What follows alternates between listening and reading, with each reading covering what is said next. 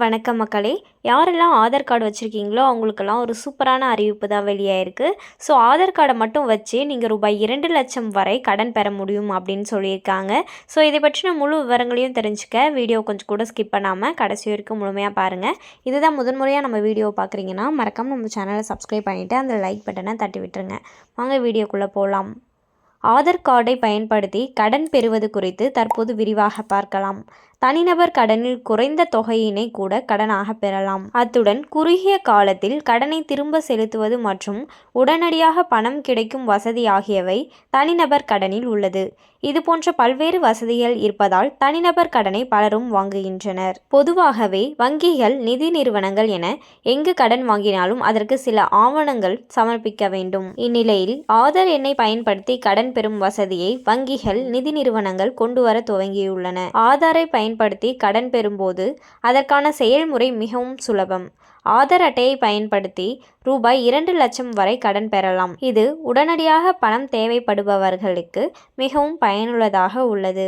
ஆதார் அட்டை மூலமாக கடன் பெறுவது என்பது மற்ற வகையில் கடன் பெறுவதில் இருந்து முற்றிலும் மாறுபட்டவை.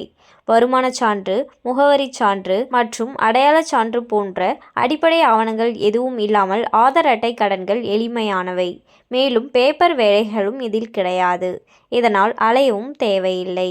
ஆதார் கடன்கள் முற்றிலும் டிஜிட்டல் செயல்முறையை சார்ந்தவை. ஆன்லைனிலேயே இந்த கடனை பெறலாம். ஆதார் பயன்படுத்தி வாங்கப்படும் தனிநபர் கடனுக்கு எந்த விதமான பிணையமும் தேவையில்லை.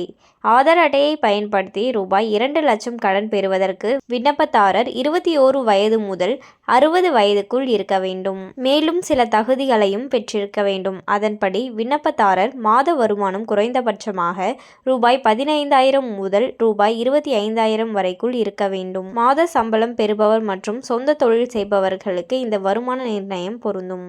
அத்துடன் விண்ணப்பதாரரின் கிரெடிட் ஸ்கோர் 650, 700 முதல் அதற்கு மேற்பட்டதாக இருக்க வேண்டும்.